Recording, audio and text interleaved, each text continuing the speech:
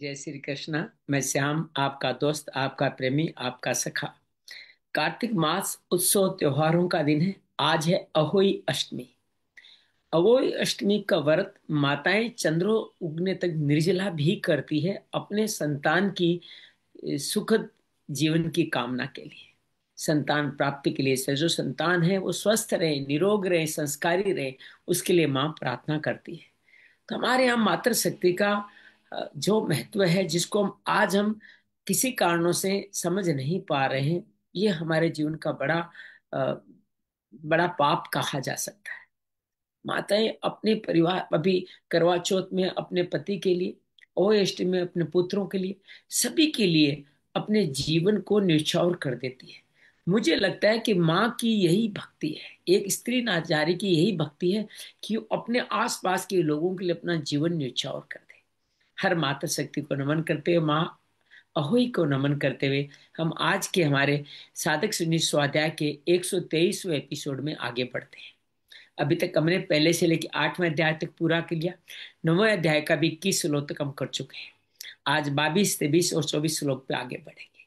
आज के इस कथा क्रम में, स्वाध्याय में आगे बढ़े उससे पहले मन क्रम वचन से भगवान को, माँ को समर्पित होकर आगे बढ़ते हैं। मूलाधार से यात्रा प्रारंभ करें। रिंग नमो भगवते वासुदेवाय। रिंग नमो भगवते वासुदेवाय। रिंग नमो भगवते वासुदेवाय। रिंग नमो भगवते वासुदेवाय। रिंग नमो भगवते वासुदेवाय। रिंग नमो भगवते वासुदेवाय। रिंग नमो भगवते वासुदेवाय। वसुदेवसुतं देवं कंसचाणूरमर्दनं देवकी परमानंदं कृष्णं वंदे जगद्गुरुं। श्री कृष्णं वंदे जगद्गुरुं। या देवी सर्वभूतेषु श्रीमद्भगवद्गीता रूपेण संस्थिता नमस्तस्यै नमस्तस्यै नमस्तस्यै नमो नमः। या देवी सर्वभूतेषु साधक संजीवनी रूपेण संस्थिता नमस्तस्यै नमस्तस्यै नमस्तस्यै नमो नमः।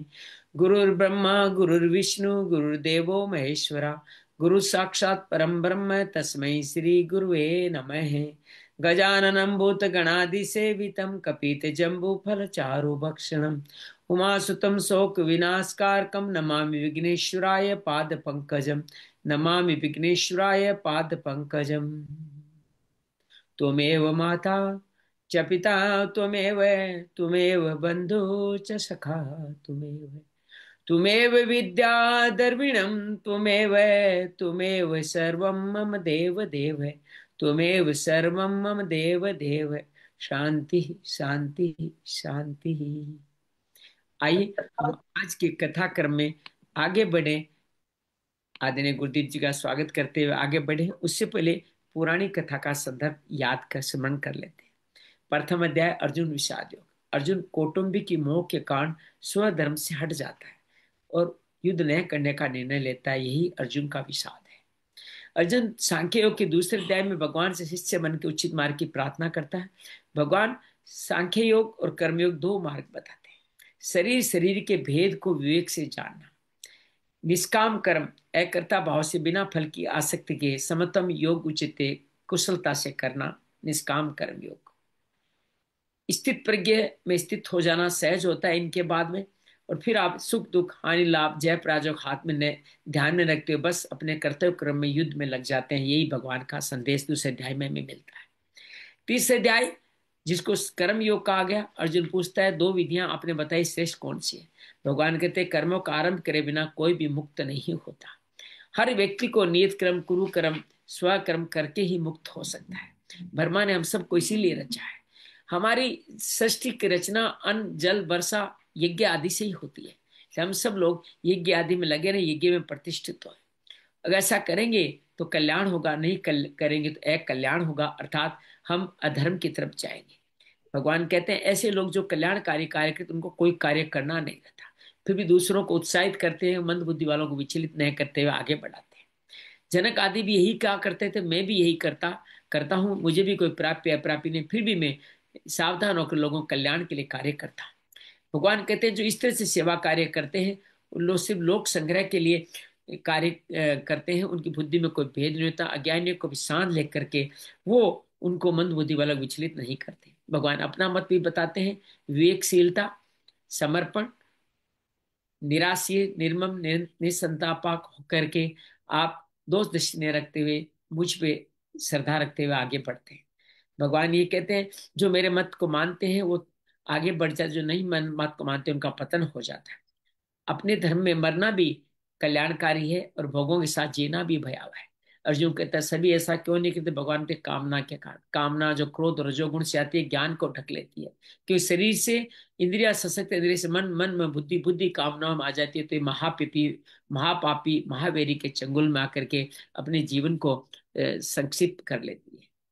भगवान चौथे अध्याय में जिसको ज्ञान कर्म संन्यास योग कहा गया, निष्काम कर्म योग का इतिहास बताते हैं। सृष्टि के आरंभ में सूर्य आदि को कहा, परंपरा चलती रही, लुप्त हो गई, तुम सखाओ, इसलिए रहस्य की बात कह रहा हूँ। अर्जुन को फिर भी संशय होता, आपने कब कह दिया, आप तो मेरे जमाने को। अभी भी अर्जुन सामान्य मनुष्य समझ रहा है भगवान को। भगवान कहते हैं तेरे मेरे कई जन्म हो चुके हैं, मुझे याद है, तुझे याद नहीं है। मैं अब अवयव अविनाशी अजन्मा, अपनी प्रकृति को योग माया का अधीन कर जब जब धर्म की हानि होती है, अधर्म का प्रभाव पड़ता है, भक्तों का कल्याण करने के, अधर्मियों का विनाश करने के लिए मैं जन्म लेता हूँ। मेरे जन्म कर्म दिव्य जो जान लेता है वो मुझको पा जाते हैं। वीतराग भय से क्रोध होकर मुझ पर आश्रित होकर मुझको ही भजता है, और बाकी लोग कलयुग में सिद्धियों की प्राप्ति के लिए देवताओं को भजते हैं, इसी जीवन में मनुष्य लोक में ही घूमते रहते हैं। ये चतुर्वर्ण मयाश्रम चारों वर्ण मैंने रचे हैं, लेकिन मैं इसके कर्ता भाव में नहीं बनता। कर्म में अकर्म को देखें, अकर्म में कर्म को देखें, विक्रम कभी न करें, तभी जीवन का कल्याण होगा। ऐसे व्यक्ति नित्य तृप्त होते हैं, निराशर होते हैं, ज्ञान अग्नि में अपने आप को प्रवीण करते हुए सभी कार्यों को छोड़ते हुए सिर्फ शरीर आदि के लिए ही कर्म करते हैं। जो मिल जाए उसमें संतुष्ट रहते हैं, ईर्ष्या भाव नहीं रखते, द्वंद से अतीत होते हैं, कोई कार्य करना बाकी नहीं रहता। ज्ञान में स्थित होकर निष्काम कर्म अर्थात लोगों की सेवा करने का कार्य करते हैं। अलग अलग इसी को यज्ञ कहा है। ब्रह्म यज्ञ, भगवत दर्पण यज्ञ, प्राण का अपान में हवन, अपान का प्राण में हवन, अर्थात इंद्रियों का विषयों में हवन, विषयों का इंद्रियों में हवन, तप यज्ञ, योग यज्ञ, द्रव्य यज्ञ, स्वाध्याय यज्ञ, ज्ञान यज्ञ, और योग के द्वारा संसित व्रत करते हैं। प्राण का अपान में हवन, अपान का प्राण में हवन, स्तंभवर्ती के द्वारा मुझ में स्थित होते हैं। ये सारे यज्ञ सकाम यज्ञों से ज्यादा श्रेष्ठ है। साथ में भगवान के ज्ञान यज्ञ भी श्रेष्ठ है। ज्ञान यज्ञ वाले तत्वदर्शी महादर्शी की शरण में जाकर श्रद्धा से सेवा करते हुए, प्रार्थना पूर्वक संवाद करते हुए अपने जीवन के सारे मोह आदि कल्मश को काट लेते हैं। तुम भी ऐसा ही करो। लेकिन जो निष्काम कर्म योग का मार्ग है वो बड़ा अद्भुत है। इसमें योग में जो प्राप्त करते हैं वो ज्ञानियों के सदृश पवित्र हो जाते हैं। भगवान कहते हैं श्रद्धा होती है, सैतेंद्रिया होती है, मेरे प्राणता उनमें होते हैं। अश्रद्धा असंशय विवेक से किसी का पार नहीं पड़ता। योग में स्थित होकर अधूरे ज्ञान को इस ज्ञान रूपी तलवार से काट डालो, उठो, खड़े हो, युद्ध करो। पंचम अध्याय कर्म संन्यास योग में अर्जुन फिर पूछता है संन्यास योग श्रेष्ठ है, कर्म योग श्रेष्ठ है। भगवान कहते हैं दोनों ही श्रेष्ठ है, लेकिन कर्म योग विशिष्ट है। कर्म योगी मुनि की तरह होता है, द्वंद्वातीत होता है, द्वेष और आकांक्षा भाव नहीं रोके सेवा के लिए कार्य करता रहता है। हालांकि सांख्य योग कर्मयोगी एक ही मुझ परम फल को पाते हैं, लेकिन सांख्य योग के बारे में कष्ट पड़े हैं, कर्मयोगी का मार्ग सहज है। सद सेवा कार्य करते योग युक्त होता है, प्रसन्न आत्मा तो सभी भूतों में मुझे देखते हुए वो अपने सारे कलमश को काट लेता है, पुनरावृत्ति से पार पड़ जाता है। ऐसे लोग विद्या विनय से अपने ब्राह्मण, चांडाल, कुत्ता, गाय, हाथी में भी समदर्शी होते हैं। और वो हालांकि ज्ञान योगी भी, कर्म योग ज्ञान योगी भी उठते बैठते खाते जगते सोते शरीर शरीर का भेद समझते विवेक से मुझ में स्थित हो जाते हैं। भगवान कहते हैं कर्म योगी कौन श्रेष्ठ है, पाप पुण्य फल नहीं होते, इसलिए वो शुद्ध रहते हैं। भगवान कहते हैं वो अपनी सभी इंद्रियों को अंतर्मुखी करते हैं, नैष्ठ एकम शांति को पाते हैं, उनको कोई कार्य करना नहीं होता। नौ द्वारे देही में इंद्रियों को वश में करके सेवा कार्य करते हैं। हालांकि उनको कार्य करना कोई बाकी नहीं है, कर्म फल का संयोग नहीं तो स्वभाव स्वभाव में बनता है। भगवान कहते हैं मेरे सुख दुख के किसी भाव में मैं हिस्सेदार नहीं हूं, सब आपके प्रारब्ध ही अज्ञान बन करके आपको जानवरों की तरह भोगों में ढकेलते हैं। भगवान कहते हैं जो इस ज्ञान को जान लेते हैं वो अंधकार अपने कर्मों को नाश करके अंधकार से प्रकाशमान हो जाए। बुद्धि मेरे प्राण होती है, बुद्धि मेरे में स्थित होती है, वो अपने समस्त संस्कारों को काट करके अपुनरावृत्ति को प्राप्त होते हैं। इस तरह से भगवान इनका बार बार वर्णन करते हैं और क्या निर्दोष अप्राप्य स्थिर बुद्धि वाले लेते हैं, सेवा करते हुए सात्विक सुख पाते हैं, मुझको समर्पण के अत्यंतिक सुख पाते हैं। बाकी सब लोग काम क्रोध के वेग से भोगों की योनियों में चलते रहते हैं, कभी उनका कल्याण नहीं होता। जो जिनका कल्याण होता है वो कर्म फल से मुक्त होते हैं, अंतरात्मा सुखी ज्योतिर्मान होते हैं, ब्रह्म निर्वाण ब्रह्म भूत को पा लेते हैं। भगवान के सभी द्वंद्वों का अंत होता है, द्वेष भाव और आकांक्षा का अंत होता है। मुनि की तरह वो सेवा कार्य करते रहते हैं, काम क्रोध से अयुक्त होते हैं, चेतनाओं के प्रति सक्रिय होते हैं, ब्रह्म निर्माण को कर मुझको जान जाते हैं। वो ध्यान करते हैं नासिका के द्वारों पे, प्राण अपान को सम करके नासिका से भ्रुकुटी तक की यात्रा करते हैं, और वहां से अ, इंद्रियों को अंतर्मुखी करते हुए मेरे परायण हो जाते हैं। ये मेरे भक्त कहलाते हैं। इसी विधि को छठे अध्याय आत्मसंयम को विशिष्टता से बताया कि काम, भगवान ने कहा कर्म फलों का त्याग से कोई सन्यासी और ब्राह्मण नहीं होता। अर्थात जो कर्म फल का कर्मों का त्याग से नहीं होता, अग्नि का त्याग से, कर्म फलों का त्याग से ही कोई सन्यासी योगी बनता है। सन्यासी उसको जानिए जिन्होंने अपने संकल्पों का त्याग कर दिया है, अर्थात वो अपने मन के द्वारा केवल सेवा कार्य करता है, वही उसके योग रूढ़ होने का कारण है। इंद्रियों और कर्मों अपने शरीर में नहीं होता, सभी संकल्प से मुक्त वो सन्यासी योगी होता है। ऐसा योगी अपना उद्धार करे, आत्मा का मित्र बने, आत्मा का शत्रु अधोगति में न ले जाए, चितात्मा बने, अनात्मा न बने, जितात्मा होकर प्रशांत होकर के ईश्वर को समाहित रखते हुए सु- सुख दुख हानि लाभ जय पराजय में समदर्शी हो। इतना ही नहीं, वो परमात्मा को साथ रखने वाला, वो ज्ञान विज्ञान से तृप्त, निर्विकार विजितेंद्रिय, सोना लोहा में भी संभाव रखता है। सुहृद मित्र वेरी उदासीन मध्यस्थ द्वेष रखने वाले समधी पापाचारी साधु में भी समदर्शी होता है। इस तरह से वो व्यक्ति योग में स्थित होता है, यम नियम का पालन करते, अपरिग्रह से दूर, सभी इच्छाओं से दूर होते हुए अपने चित्त को पवित्र प्रदेश में बैठ के, न ज्यादा न ऊंचे नीचे आसन में बैठ करके मुझको भसता है। वो धीरे धीरे मन चित्त को मेरे में लगा देता है और अपनी आत्मा को विशुद्ध कर लेता है। ऐसा वो स्थिरम सुखम आश्रम के माध्यम से करता है। दसों दिशाओं में नैतिक नासिका की भ्रुकुटी पे ही अपना ध्यान लगते हुए करता है। वो प्रसन्न आत्मा होता है, इंद्रिय अंतर्मुखी होने के कारण से। और रोग भय शोक से मुक्त होता है, प्राण पान सम होने से योग भय से मुक्त होता है, मुखी होने से सकलिंद ब्रह्मचर्य का भी आचरण कर पाता है। इस तरह से वो योगी नियत मन से शांति निर्वाण परमा शांति को प्राप्त होकर मुझको पा जाता है। उसको, लेकिन ये ज्यादा खाने वाले का न कम खाने वाला, न सोने वाला न कम सोने वाला सिद्ध होता है। युक्ताहार करने वाला का, विहार करने वाला, उपयुक्त चेष्टा करके जागते हुए सेवा कार्य करने वालों को सिद्ध होता है। इस तरह से चित्त को मेरे में लगाते हुए वो अपने आप में स्पष्ट होते समस्त पदार्थों से वो फिर निष्प्रह हो जाते हैं। भगवान कहते हैं उनकी गणना दीपक की ऊर्ध्वगामी ज्योति से कही जा सकती है। भगवान कहते हैं चित्त को निरुद्ध करके योग का सेवन करते हैं, अपने आप में संतुष्ट रखते हैं, अपने आप को ही देखते हैं। भगवान कहते हैं उनको जो अत्यंतिक सुख मिलता है वो इंद्रियों और बुद्धि से ग्राह्य नहीं है।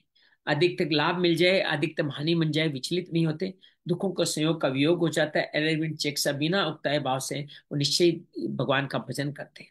संकल्प का प्रभाव सब खत्म हो जाता है। इंद्रियों को मुझ में लगाते हुए धीरे धीरे धारणा वाली बुद्धि से वो आत्मस्थित होकर के मेरे अलावा किसी और का चिंतन नहीं करते। अगर मन कहीं चंचल होकर कहीं अस्थिर हो भी जाता है तो अब वो अनेक विधियों से मन को परमात्मा की तरफ, मुझ की तरफ लगा देते हैं। उनका मन, फायदा क्या है, सभी कलमश खत्म होते हैं, रजोगुण शांत होते हैं, मन प्रशांत हो जाता है, और ब्रह्म कलमशों को, संस्कार को काटने वाले, उनको नैष्ठिकम शांति मिलती है। ऐसा व्यक्ति ब्रह्म स्पर्श करके अत्यंत सुख अनुभव करता है। वो सभी भूतों में मुझको देखता है और अपने आप भूतों में मुझे देखता है और उनको मेरा मान के ही बर्ताव करता है। उनके लिए मैं कभी अदृश्य नहीं था, वो मेरे लिए कभी अदृश्य नहीं होते। भगवान कहते हैं इस तरह से लोगों के सुख में सुखी देख होते हैं, दुख में दुखी होते हैं, योगी बन के कार्य करते हैं।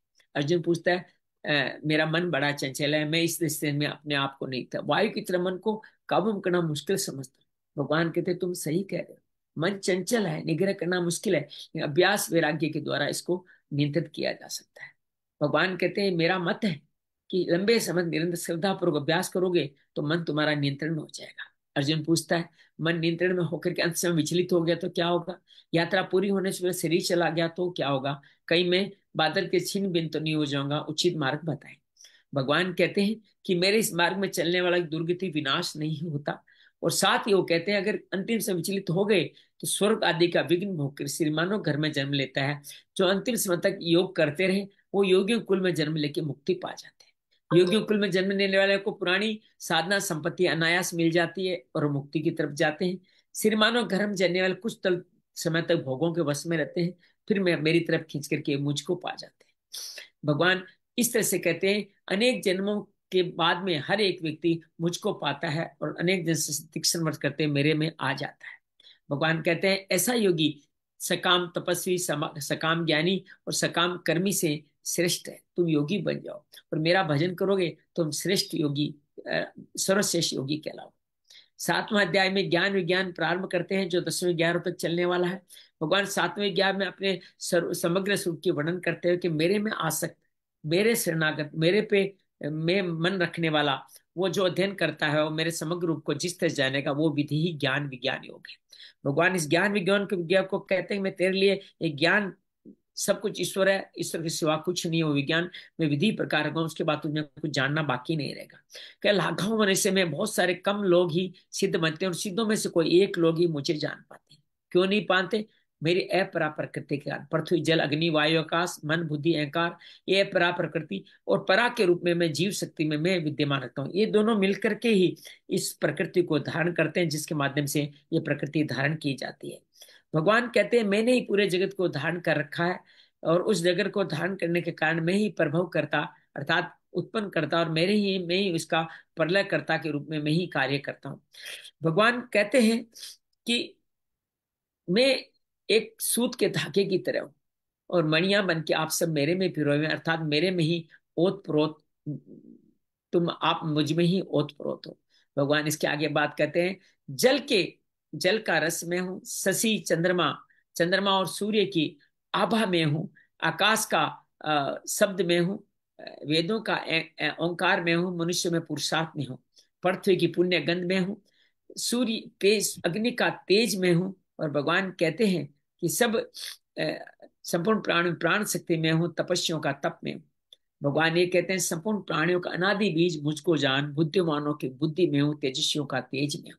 भगवान अपनी विभूतियों का वर्णन करते जाते हैं और बार बार हमें बताते हैं कि बलवानों का काम राग से न कमाया हुआ या काम राग से अलग बल में हूँ, और कामना में धर्म के संसद, धर्म के अनुकूल कामना भी में। भगवान इस तरह अपना परिचय देते हुए कहते हैं, इतना ही नहीं, सत्व रजस तमस तीनों भाव भी मेरे से हैं, लेकिन मैं उनमें नहीं हूँ, ये मुझ में नहीं है। अर्थात अपने गुणातीत होने का यहाँ संकेत भगवान देते हैं। हम सबको भी गुणातीत का मार्ग बताते हैं। नास तो विदते भाव कह करके भगवान ये कहते हैं, इन 3 गुणों की माया से मोहित संपूर्ण जगत अतीत अविनाशी मुझे नहीं जानता। यह एक सुंदर बात आपके साथ शेयर करना चाहता हूँ। आज ही मैंने संत के सुनी कि ये जो जीव है ना, वो माया की मुट्ठी में है, और परमात्मा कौन है? जिसकी मुट्ठी में माया है।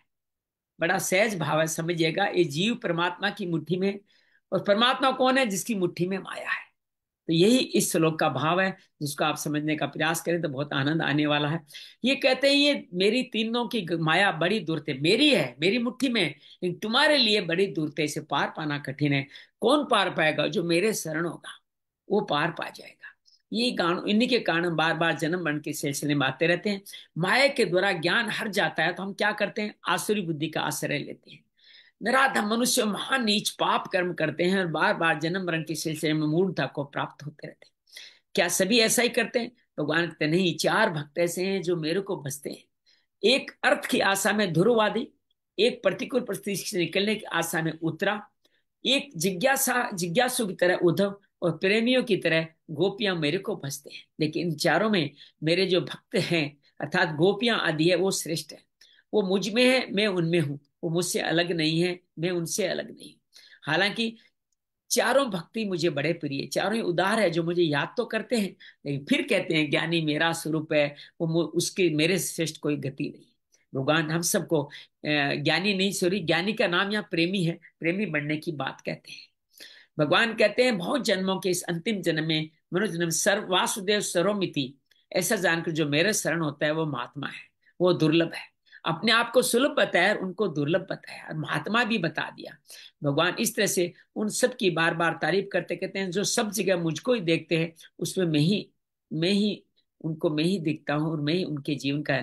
संत भी हमारे जीवन में इसीलिए आते हैं कि हम सबका कल्याण कर सके, हमारा कल्याण करके वो हमें आगे बढ़ाते हैं। बर्फ में हो, भाप में हो, समुद्र में हो, नदी में हो, सब जगह जल स्वरूप भगवान ही है।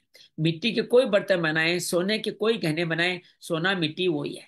तो कहते हैं मेरे द्वारा दृढ़ की हुई श्रद्धा से युक्त वो लोग क्या करते हैं, देवताओं की उपासना करते हैं, उनकी कामना पूरी होती है, लेकिन कामना मेरी द्वारा पूरी होती है।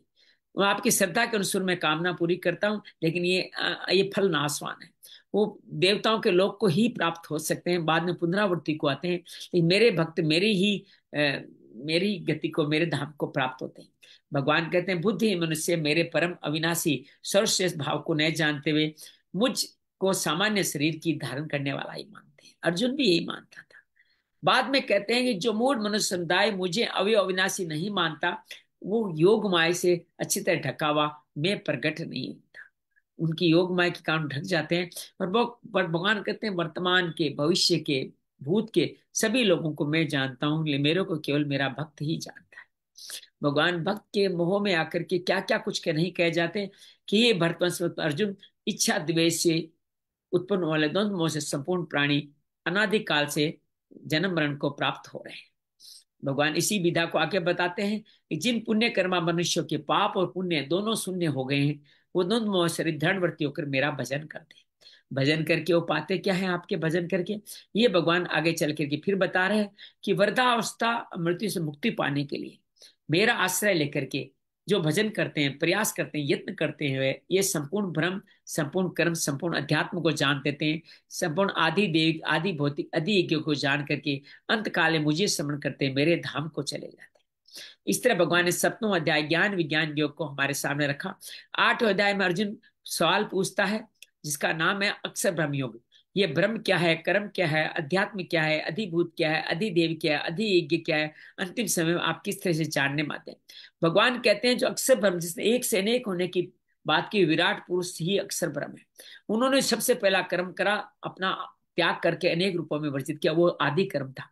वही आदि कर्म निष्काम कर्म के रूप में हम करें, यही हमें कहा गया। अध्यात्म के द्वारा हम उस परम शक्ति को जान जाएं। नहीं तो हम आदि भौतिक इस शरीर जो परिवर्तनशील आदि देव जो इंद्रियों के साथ हमारे सूक्ष्म कर्म बनाते हैं, उनके अंदर ही लगे रहते हैं, अधियज्ञ को जान ही नहीं पाते।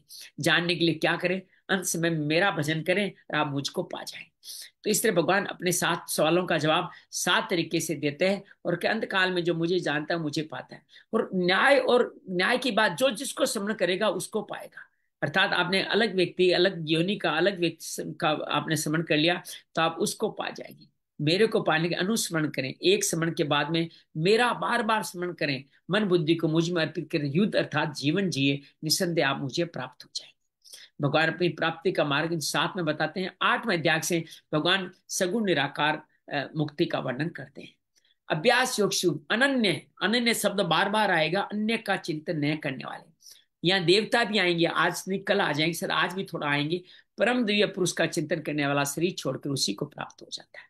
किसको प्राप्त हो जाता है? जो सर्वज्ञ है, अनादि है, सब पे शासन करने वाला है, जो सबका पालन पोषण करने वाला है, जो अंधकार से परे है, सूर्य के प्रकाश रूप, ज्ञान स्वरूप, अचिंत्य स्वरूप का चिंतन करता है। कैसे चिंतन करता है? भक्त बन के। प्रयाण काल जब आता है तो अपनी भ्रुकुटी पे अपनी समस्त प्राण शक्ति को लाता है, और मेरा ही भजन, मेरा स्मरण करते हुए 10वें द्वार से वो मुक्त हो जाता है, परम दिव्य पुरुष को प्राप्त हो जाता है। निर्गुण निराकार के बारे में कहते हैं ब्रह्मचर्य आश्रम का सही तरह से ब्रह्मचर्य से अनुसंधान करने वाला, गृहस्थ आश्रम वेद के अनुरूप जीवन जीने वाला, वान प्रस्थान सन्यासी में वीतराग से मुक्त होने वाला व्यक्ति, प्रयाण काल जब मुक्ति काम आता है तो अपनी हृदय में निरुद्ध, हृदय को रोक करके, हृदय को खाली करके, निरुद्ध करके अपनी भ्रुकुटी पे प्राणों को स्थापित करता है, और ओंकार का वचन करते हुए, मन में मेरा स्मरण करते हुए वो 10वें द्वार से मेरी मुक्ति को प्राप्त होता है। इसी को भगवान ने कहा निर्गुण निराकार मुक्ति। अब सगुण साकार की बात करते हैं। भगवान कहते हैं महात्मा लोग मुझे प्राप्त करके 3 भाव बताते हैं, अनन्य, नित्य, निरंतर। इनके साथ जो भजन में लगते हैं उनको मैं सुलभता से प्राप्त होता हूँ। इस सगुण साकार का वर्णन भगवान यहाँ बार बार कहते हैं, और वो कहते हैं उनको महात्मा कहते हैं। दुखालयम एहसासम, दुखालयम क्या है? ये कोई महल का नाम नहीं है, बार बार जन्म लेना ही दुखालय है। और ये अशाश्वत है, अर्थात अलग बार अलग अलग जन्म, अलग अलग माता पिता, अलग अलग योनि को प्राप्त होते हैं। लेकिन मुझे बचने वाले सगुण साकार पुनर्जन्म को प्राप्त नहीं होते। वो सिद्धि, परम संसिद्धि, सबसे बड़ी सिद्धि क्या है? भगवान को पाना, मुझको पाकर मेरे में युक्त हो जाते हैं। भगवान ने कहते हैं कि ब्रह्मलोक तो सभी लोग पुनरावर्ती है, यहाँ सब में जाने पर लौट के वापस जाना पड़ता है, मेरे को पाने वाले वापस नहीं आते। ब्रह्मलोक का बार बार वर्णन करते हैं। 1000 चतुर्युग के बराबर ब्रह्मा का एक दिन, और 1000 चतुर्युगी के बराबर ब्रह्मा का एक रात होते हैं। ये ब्रह्मा के रात दिन को जानने वाले कभी मोहित नहीं होते। वो जानते हैं ब्रह्मा के दिन के समय में हम उत्पन्न होते हैं, ब्रह्मा के रात के समय में हम उसी भी अव्यक्त नाम वाले ब्रह्मा के स्वरूप में लिप्त हो जाते हैं। तो भगवान के प्राणी शब्द इस तरह से उत्पन्न और रात्रि के समय नष्ट होता रहता है। बार बार ऐसा करने वाले व्यक्तियों की मुक्ति कैसे होगी? भगवान कहते हैं ऊर्ध्वगामी हो जाओ, कहाँ चले जाओ? ब्रह्मा से भी अव्यक्त, ब्रह्मा के सूक्ष्म शरीर से अत्यंत विलक्षण एक अनादि अत्यंत श्रेष्ठ धाम और है। वो संपूर्ण प्राणी नष्ट होने पर भी नष्ट नहीं होता। तो सबसे परम चीज के बारे में बताते हैं। भगवान कहते हैं उसी को अव्यक्त अक्षर कहा गया, अक्षर ब्रह्म कहा गया, और वहां जाना ही परम गति है, जिसको पाने के बाद में आप संसार में नहीं लौट पाते, क्योंकि वही आपका परम धाम है। भगवान कहते हैं संपूर्ण प्राणी जिसके अंतर्गत है, जिसे संपूर्ण संसार व्याप्त है, वह परम पुरुष परमात्मा किससे मिलता है? अनन्य भक्ति। फिर शब्द आया अनन्य भक्ति। अनन्य को मंत्र बना लीजिए, जीवन का आधार बना लीजिए। दो तरह की गति के बारे में बताते हैं, एक गति में लौट के आते हैं, एक में लौट के नहीं आते। इन दोनों मार्ग के बारे में बताते हैं। जो दिन के समय में शुक्ल पक्ष में उत्तरायण में जाते हैं, वो ब्रह्म लोक जाकर के ब्रह्मा के साथ विलीन हो जाते, वापस नहीं आते। लेकिन कृष्ण पक्ष में रात्रि के समय दक्षिणायन में जाने वाले ऊर्ध्व गति वाले लोग ब्रह्मलोक का अनेक अनेक लाखों सालों तक सुख भोगकर दोबारा इस धरती में लौट के आ जाते हैं। भगवान दोनों गतियों के बारे में बताते हैं। दोनों गतियों को जो अनादि काल से समझ रखने वाली है, एक में जाने में लौटना नहीं पड़ता, एक में बाकी पुनः लौटना पड़ता है। इन दोनों मार्गों को जानने वाले व्यक्ति कोई भी योगी मोहित नहीं होता। दोनों को जान जाओ, तो फिर आप सर्वश्रेष्ठ को चुन लो, अर्थात मुझको चुन लो, अर्थात योग युक्त हो जाओ। योग युक्त का तात्पर्य भगवान को। भगवान कहते हैं योग युक्त कब होगे? जब वेदों में वर्णित यज्ञ दान तप, इन सब को जो जो पुण्य फल के उन सभी पुण्य फलों का जब अतिक्रमण, अर्थात पुण्य फल में भी मोह नहीं बचेगा, तब आदि स्थान परमात्मा को आप प्राप्त हो जाओ। इस तरह भगवान अक्षर ब्रह्म का वर्णन करते हुए 8वां अध्याय संपूर्ण करते हैं। 9वें अध्याय में भगवान कहते हैं, इसका नाम है ज्ञान विज्ञान योग। भगवान कहते हैं जो अभी तक मैंने जो आपको कहा है, वो ज्ञान विज्ञान योग आपको अत्यंत गोपनीय है। तुम्हारी दोष दृष्टि नहीं है, था दोष दृष्टि वालों को ये नहीं बताना चाहिए। तो इसको जानकर अशुभ संसार से मुक्त हो जाएगा। ज्ञान विज्ञान वो है, ज्ञान मतलब परमात्मा, विज्ञान मतलब परमात्मा के अलावा कुछ नहीं है। ये जानने वाला व्यक्ति, ये राज विद्या है, विद्याओं की विद्या है, गोपनीयों की गोपनीयता है, ये अति श्रेष्ठ है। फल भी धर्म में है, सुगम है, और ये इसको प्राप्त करना पवित्रता के साथ आसान है, सहज है। भगवान अब ये व्यक्ति को कहते हैं इस धर्म की महिमा पर, ये जो ज्ञान विज्ञान पे श्रद्धा न रखने वाले मनुष्य मुझको नहीं प्राप्त होते। वो मृत्यु संसार वर्तमनी, यहाँ का सूत्र है मृत्यु संसार वर्तमनी, बार बार जन्मते मरते ही रहते हैं।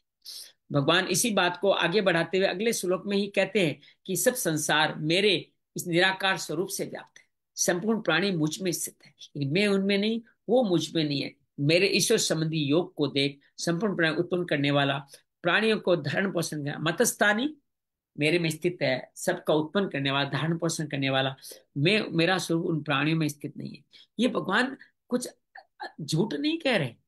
प्राणी में स्थित कैसे नहीं है? हमारे में जो परा प्रकृति वो तो आप ही है।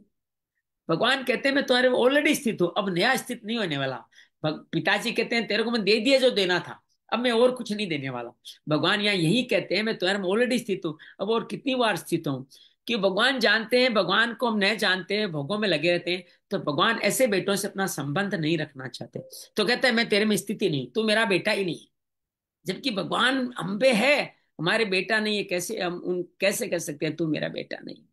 लेकिन कभी कभी भगवान और पिता इस तरह से व्यथित हो जाते हैं, तब ये कहते हैं। फिर उदाहरण भी देते हैं कि सब जगह से आकाश में वायु है, ऐसे संपूर्ण प्राणी मुझ में स्थित है। ऐसा तुम आखिर मान गए ना बात को कि ये बेटा मेरा ही है। सबसे आकाश में वायु की तरह मुझ में ही भगवान स्थित है, भगवान यहाँ पे मान भी गए हैं। और भगवान इस तरह से इस बात को बार बार आगे बढ़ाते हुए कहते हैं सर्वभूतानि कौन्तेय, अर्थात कल्पकों का क्षय, मतलब महाप्रलय और महासर्ग का वर्णन करते हैं। संपूर्ण प्राणी मेरी प्रकृति को प्राप्त होते हैं। यहाँ भगवान ये नहीं कहते मैं नष्ट करता हूँ। संपूर्ण प्राणी इतने थक जाते हैं कि रात को विश्राम करने मेरे पास आ जाते हैं, और ये रात बहुत लंबी होती है, लाखों सालों की रात होती है। महासर्ग के समय में, अर्थात जब मैं प्रलय प्रभव करता हूँ, मैं उनकी फिर रचना करता हूँ। तो भगवान इस तरह से अपनी इन सब बातों के बारे में हमें बताना चाहते हैं। और भगवान कहते हैं प्रकृति वश में होने के परतंत्र से संपूर्ण प्राणी समुदाय को मैं अपनी प्रकृति को वश में करके पुनः बार बार उनकी रचना करता हूँ। भगवान इस तरह अपनी रचना, और कहते हैं मैं रचना करता हूँ लेकिन मैं उदासीन की तरह करता हूँ, साक्षी भाव में करता हूँ, आसक्त नहीं होता। और ये चतुर्वर्ण्य मया सृष्टम, गुण कर्म विभाग से, लेकिन मैं उससे बंधन में नहीं आता। ये बात भगवान यहाँ बार बार हमारे सामने रखने का प्रयास करते हैं। कहते हैं प्रकृति मेरी अध्यक्षता में चराचर से संपूर्ण जगत की रचना करती है, और इसी से जगत का परिवर्तन होता रहता है, अर्थात एक जन्म दूसरा जन्म ये सब होते रहते हैं। जगत का परिवर्तन का तात्पर्य ये भी है महासर्ग का कार्य, या ब्रह्मा जो सर्ग करते हैं, दोनों विसर्ग और सर्ग महासर्ग की दोनों बात कर दी गई है। हम आज 11 श्लोक से हम लोग पढ़ना शुरू करें। तो सल्ला से निवेदन करता हूँ 11 से लेके 15 तक आप पढ़े, 11 से लेके 15 तक, फिर आभा पढ़े 11 से 15 तक। इसमें कहा गया है कि जो मोहिनी आसुरी मोहिनी प्रकृति का शरण लेने वाले भक्तों और भगेरा आश्रय लेने वाले भक्तों में क्या फर्क है, उसका वर्णन किया गया है। सरला 11वां श्लोक पढ़े। जय श्री कृष्ण। अवजानन्ति मां मूढा मानुषिं तनुमाश्रितं परं भावमजानन्तु मम भूतमहेश्वरम् मोघाशामोघकर्माणो मोघज्ञानाविचेतसः राक्षसीमासुरीं चैव प्रकृतिं मोहिनीं श्रिताः महात्मानस्तु मां पार्थ देवीं प्रकृतिमाश्रिताः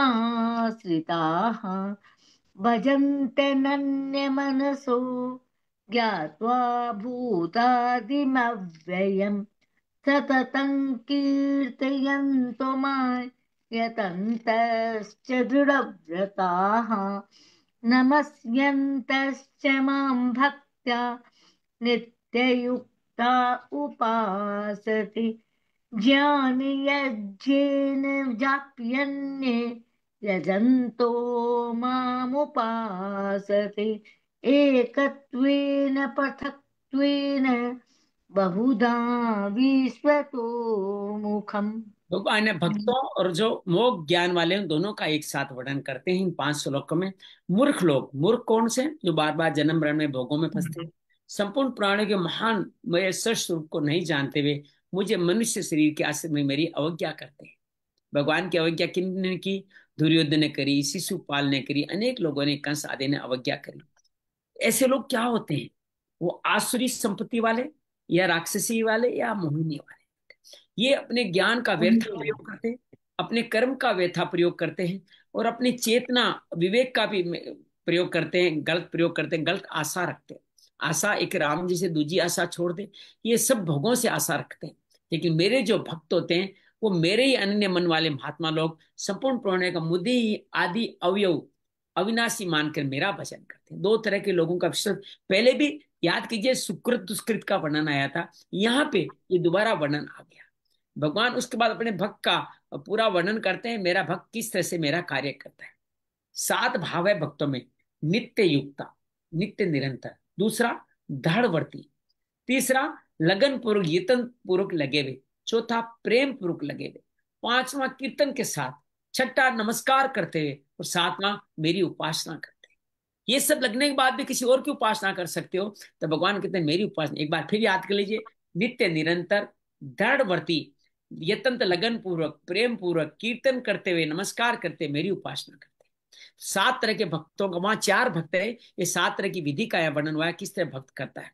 भगवान इसी को अगले 15 श्लोक में क्लियर करते हैं। दूसरे साधक भी, कई और अन्य साधन भक्त के अलावा, ये तो भक्तियों का वर्णन हो गया। कई ज्ञान यज्ञ के द्वारा मेरा पूजन करते हैं। अभेद, शरीर शरीर का भेद विवेक से जानते हैं, और बहुत सारे कई ने सब लोगों को मेरा रूप समझते हुए निष्काम कर्म के योगदान मेरी सेवा करके मेरी उपासना करते हैं। तो आप देखिए, पहले भक्ति योग, फिर ज्ञान योग और फिर कर्म योग का वर्णन यहाँ पे कहा गया है। आबा से अनुरोध करूंगा कि भगवान के अब स्वरूप का वर्णन 16वें, 17वें, 18वें, 19वें, 20वें, 21 श्लोक में करें आप, तो हम लोग आज के क्रम पे पहुंच जाएंगे। जी, जय श्री कृष्ण। भगवान अहं रूप का वर्णन। पुरोहं यज्ञस् स्वदाहमहमौषधम् मन्त्रोऽहमहमेवाज्यम् अहमग्निरहं हुतम् पिताहमस्य जगतो माता धाता पितामहः वेद्यं पवित्रमोङ्कार ऋक्सामयजुरेव च गतिर्भर्ता प्रभुः साक्षी निवासः शरणं सुहृत् प्रभवः प्रलयस्थानं निधानं बीजमव्ययम् तपाम्यहमहं वर्षन् निगृह्णामि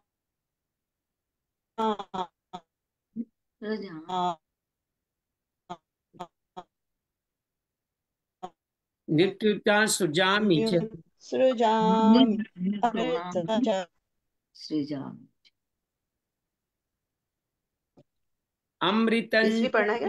मृत्युस्य सच्चाम अर्जुन।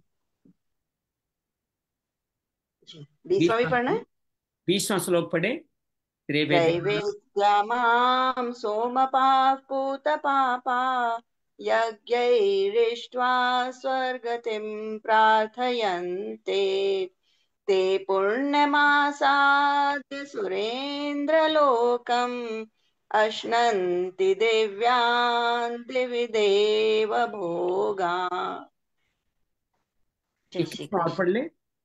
एतं एतं भुक्त्वा भुक्त्वा स्वर्गलोकं विशालं क्षीणे पुण्ये मर्त्यलोकं विशन्ति एवं त्रयीधर्ममनुप्रपन्ना गतागतं कामकामा लभन्ते।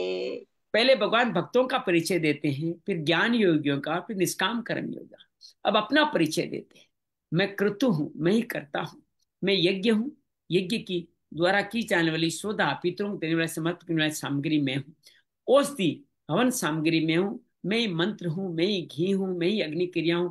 मैं ही जानने योग्य पवित्र ओंकार हूं। मैं ऋग्वेद, सामवेद, यजुर्वेद भी मैं हूं। मैं संपूर्ण जगत का पिता, धाता, माता, माता पितामह है, ब्रह्मा के भी पिता, और सबकी गति में ही हूँ। सबका भरण पोषण मैं करता हूँ। मैं सबका प्रभु हूँ, साक्षी हूँ, निवास हूँ, आश्रय हूँ, सुवर्ध हूँ, उत्पत्ति हूँ, प्रलय हूँ, प्रलय का स्थानम, प्रलय मेरे अंदर में आके मिलते हो, निधान अविनाशी बीज ही में। इस प्रलय को देख एक भाव आया मेरे मन में कि बच्चा जब दुखी हो जाता है तो अपनी माँ की गोद में जाके छुप जाता है। मैं भी, याद है, मैं जब बड़ा हो गया था तब भी मेरी माँ की गोद में जाके सो जाया करता। मुझे लगता था सारी समस्याओं का समाधान यहाँ हो गया। तो भगवान कई जन्मों से जब जीव भटकता रहता है, थक जाता है, तो भगवान की गोद में जाके सो जाता है, वो ही परला है। इस बात को, इस भाव लीजिएगा, बड़ा आनंद आएगा। तो अविनाशी बीज मैं ही हूं, भगवान इस बार बार बार कहते हैं। और भगवान इसके साथ देवताओं की तुलना करते हुए कहते हैं, संसार के हित के लिए मैं ईश्वरी रूप से तपता हूँ। मैं ही बारिश करता हूँ, जल को पवित्र करता हूँ, वर्षा रूप में बिछाता हूँ। मैं ही अमृत हूँ, मैं ही मृत्यु हूँ। मैं ही सत्य हूँ और मैं ही असत्य भी हूँ। सत असत वासुदेव सर्वमिति, हर में भगवान इस बात को कहते हैं। फिर भगवान कहते हैं कि लोग 3 वेदों में कहे सकाम अनुष्ठान को करते हैं, सोम रस आदि पी करके पाप रहित हो जाते हैं, फिर यज्ञों के द्वारा मेरा पूजन करके स्वर्ग प्राप्ति। मेरा में माम में इंद्र आ गए हैं। भजन इंद्र का, पूजन इंद्र का करते हैं, लेकिन मेरा ही मानने उसको, वो भी मेरा ही अंश है, पूजन स्वर्ग प्राप्ति की प्रार्थना करते हैं। फल में मैं उनको मांगते हैं वो देता हूँ, अर्थात पवित्र इंद्र लोक को देता हूँ। वो वहां के दिव्य भोगों को भोगते हैं। अभी वो भोग रहे हैं, अभी स्वर्ग लोक में बैठे हैं। अगले श्लोक में बताएंगे कि वो सब उस विशाल स्वर्ग लोक को भोग करके, जब पुण्य, पहले पाप क्षीण होकर के पुण्य बढ़ता है, स्वर्ग में जाता है, फिर पाप क्षीण हो जाता है, वापस मृत्यु लोक में आ जाते हैं। इसलिए तीनों वेदों में कहे सकाम धर्म का आश्रय लेने वाले भोगों की कामना मनुष्य अवागमन को प्राप्त होते ही रहते हैं। और आज भगवान योग से महामहिम की बात करेंगे, तो बड़ी श्रद्धा से आइए हम आज के भाव में लगते हैं 22वें श्लोक में। अनन्याश्चित यंतो मां ये जना पर्युपासते तेसा नित्य भी युक्तानाम योग क्षेम वहामयम। अब क्या योग से महामहिम की क्या शर्त है? भगवान हमारा देखभाल कब करेंगे? कहते हैं जो अनन्य भक्त है, एक तो भक्त, उनके अलावा किसी और का चिंतन नहीं, और बार बार चिंतन करते हैं, जो 7 विधियां बताई है जो पहले बता के गए, उससे मेरी उपासना करते हैं, उन्हीं का वर्णन आगे करें। वो निरंतर मुझ में लगे उन भक्तों का योग क्षेम। योग का मतलब है अप्राप्त की प्राप्ति, और जो प्राप्त हो जाए उसकी रक्षा। जो चाहिए सब कुछ मिल जाता है और वो अक्षुण बना रहता है। क्षेम मतलब रक्षा, मैं वहन करता हूं। अनंत्या चिंतो मां ये जना प्रिय उपास, जो सब कुछ देखने सुनने समझने में आ रहा है, सब कुछ भगवान का स्वरूप है। जो परिवर्तन चेष्टा और सब भगवान की लीला है, जो दृढ़ता से मान लेते हैं समझ लेते हैं, उनकी भगवान से कहीं बुद्धि में नहीं रहती। इसी को भगवान अनन्य कहा गया है। भगवान का ही चिंतन करते हैं। उन्हीं 7 विधियों से याद कीजिए, दृढ़वर्ती, प्रेम सहित, भक्ति सहित, कीर्तन करते हुए उपासना करते हैं, मुझको ही मानते हैं, मुझको ही जानते हैं।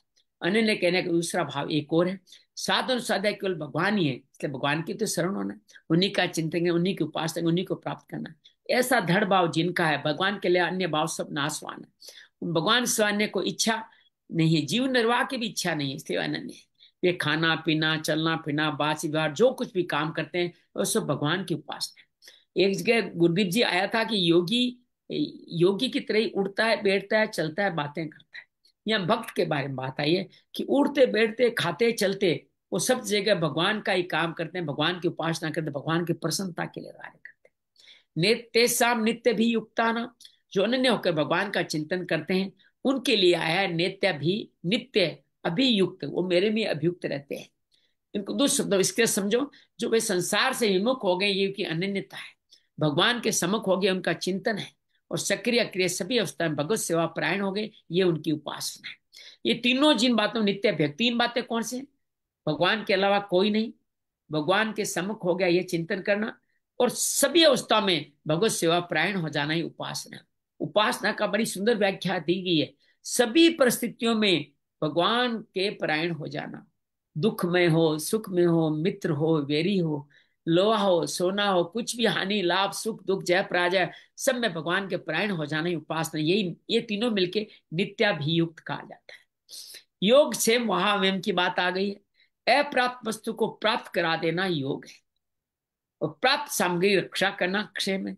क्या भगवान हमें मकान दिलाते हैं? क्या भगवान में धन दिलाते हैं? भगवान केवल संतान दिलाते हैं? भगवान में सम्मान दिलाते हैं? नहीं, ये सब तो हम स्वयं भी कमा सकते हैं अपने प्राप्त के अनुसार। भगवान हमें योग दिलाते हैं अपने आप से मिलने का। तो परम योग क्या है? भगवान से मिलना। और वो जो योग मिल जाता है फिर नीचे नहीं गिरने देना, एक क्षेम है। अर्थात योग के सामगी रक्षा करना क्षेम है। मेरे में नित्य नित्य लगे भक्तों का योग क्षेम में वहन करता हूँ। तो साधारण भावमत ये लगता है योर टेकन केयर ऑफ, अर्थात आपके परिवार का, समाज का, जो भी आपकी इच्छा है उसका भगवान देख भाग करेंगे और लगातार करते रहेंगे। क्षेम का मतलब लगातार करते रहेंगे। लेकिन भक्तों की दृष्टि से मैं अगर कहूं तो भगवान अपने में मिलाते हैं, वो योग है, तो फिर वहीं बनाए रखते हैं, नीचे नहीं, अधोगति में नहीं आने देते, वो क्षेम है। क्षेम वास्तव का मतलब कमी नहीं होता है क्या? कमी। में क्षेम का मतलब कमी होता है क्षेम क्या? का मतलब प्राप्त सामग्री रक्षा करना। क्षेम का मतलब कमी नहीं होने देना, कमी नहीं हाँ, होने कमी देना, है अर्थात होने। जो सामग्री है वो बनाए रखना क्षेम कहा गया है। बनाए रखना क्षेम कहा गया है। वास्तव में देखा जाए तो अप्राप्त वस्तु की प्राप्ति कराने में भी योग का वहन है, और प्राप्ति न कराने में भी योग का वहन है। भगवान तो अपने भक्त का हित देखते हैं, वही काम करते जिसमें भक्त का हित होता है। ऐसे प्राप्त वस्तु की रक्षा करने में भी क्षेम का वहन है, और रक्षा न करने में भी क्षेम का वहन है। अब यहाँ भगवान कहते हैं कोई चीज आपके लायक नहीं है, तो भगवान क्या करते हैं? उसकी रक्षा नहीं करते। जैसे आपका काम करो लोग को हर लेते हैं, उसकी रक्षा नहीं करते। आपके मोह भोगों की रक्षा नहीं करते, आपको हटा देते हैं, वो भी आपके कल्याणकारी है। अर्थात माँ अपने बच्चे को मीठा नहीं खाने देती है, तो वो क्या है? वो भी क्षेम है। देना भी क्षेम है, न देना भी क्षेम है, दोनों क्षेम है। जो आपके लिए उचित है वही चीज देना। तो प्राप्त रक्षा करने में भी सेम है, न करने में सेम का वहन है। अगर भक्त की भक्ति बढ़ती हो तो उसका कल्याण होता है। भगवान प्राप्त की रक्षा करेंगे तो इसी में उनका क्षेम है। प्राप्त अक्षर की भक्ति नया बढ़ती हो तो रिश्ता नया होता हो तो भगवान उस प्राप्त वस्तु को नष्ट कर देंगे। आपको मान लो भगवान ने कोई साधन दिया, धन संपत्ति दिया, अच्छा पैसा दिया, लेकिन धन संपत्ति पाकर के आप भगवान का भजन भूल गए तो भगवान क्या करेंगे सरला? वो धन संपत्ति छीन लेंगे, क्योंकि आप उनके भक्त जो हो, आपको ऐसा कोई काम नहीं करने देंगे जिससे आपका एक कल्याण हो। तो नष्ट करने में भगवान का क्षेम कहा गया है। भगवान के मत अनुकूल प्रतिकूल दोनों परिस्थितियों में परम प्रसन्न रहते हैं। भगवान पर निर्भर होने का दृढ़ विश्वास हो जाता है, और जो परिस्थिति होती है भगवान की भेजी हुई है, तो अनुकूल परिस्थिति ठीक है या प्रतिकूल परिस्थिति बे ठीक है, ये भाव मिट जाता है। उनका भाव भगवान ने जो किया वही ठीक है, भगवान जो नहीं किया वही ठीक है, उसी में हमारा कल्याण है। ये भाव आना बहुत सहजता से आनंद आता है। जब इस भाव में आ जाते हो तो बुरी से बुरी परिस्थिति भी आप यूं गाते निकल जाते हो, भगवान ने मेरे कल्याण करने के लिए प्रतिकूल परिस्थिति भेजी है, ये भगवान की कृपा है। एक पहले वाला क्या हो गया, वो भगवान की हमारे पे दया है और ये कृपा है। ऐसा होना चाहिए, ऐसा नहीं होना चाहिए, ये हमें किंचित मात्र आवश्यकता है। सदा भगवान के हाथ में, भगवान सदा ही हमारा हित करते हैं, हमारा अहित कभी हो ही नहीं सकता। भक्त का मन चाहे जाए तो उसमें उसका कल्याण है, मन चाहे न हो तो उसमें भी कल्याण है। भगवान का भक्त का चाह न चाह कोई मूल्य नहीं रखता, मूल्य तो भगवान के विधान का है। अगर कोई प्रतिकूलता में प्रसन्न, प्रतिकूलता में खिन्न होता है तो भगवान का दास नहीं है, प्रत्युत अपने मन का दास है। जीवन में प्रतिकूल परिस्थिति में खिन्न हो जाओगे तो भगवान का दास नहीं है। वास्तव में योग नाम भगवान के साथ संबंध का, अब क्लियर कर दिया ना, योग नाम भगवान के साथ संबंध का है, क्षेम नाम जीव के कल्याण का है। अर्थात संबंध रख के जीव कल्याण कर ले, इसी को योग क्षेम कहा गया। इससे भगवान भक्त के संग को अपने साथ दृढ़ करते हैं, यह भक्त का योग हुआ। भक्त के कल्याण की चेष्टा करते हैं, ये भक्त का क्षेम हुआ। इसलिए कई संत कहते हैं ये प्राण अपान में हवन, ये ध्यान, ये मुर्दा पे ध्यान, ये सब भगवान ही लगाएंगे। आप तो एक्टिंग करते रहे, नाटक करते रहे, भगवान एक दिन आपका योग क्षेम स्वयं कर देंगे। इस बात को लेकर के भगवान ने अर्जुन के लिए प्रार्थना की, अर्जुन के लिए एक आज्ञा दी, तू निर्योग क्षेम हो जा। ये शब्द योग के साथ निर्योग क्षेम, अर्थात योग शब्द किसी प्रकार की चिंता ही नहीं कर, अर्थात योग मतलब भोग, क्षेम मतलब संग्रह, इसकी तुम चिंता मत करो, मैं तुम्हारा कल्याण कर दूंगा। हम सब भगवान से नियोग क्षेम का पालन का आधार पा रहे हैं। वहां मेम का तात्पर्य है, छोटे बच्चों के लिए मां किसी वस्तु आवश्यकता समझती है, प्रसन्नता उत्साह लाके देती है। मैं भी भक्तों की जिस वस्तु की आवश्यकता समझता हूँ वह स्वयं ढोकर के लाता हूँ, भक्तों के सब काम मैं स्वयं करता हूँ। पूरा श्लोक का सारांश यह है कि पहले श्लोक में भगवान ने वैदिक सकामी मनुष्यों और आगे के श्लोक देवताओं की उपासना अपेक्षा अपने भक्तों की विशेषता बताई।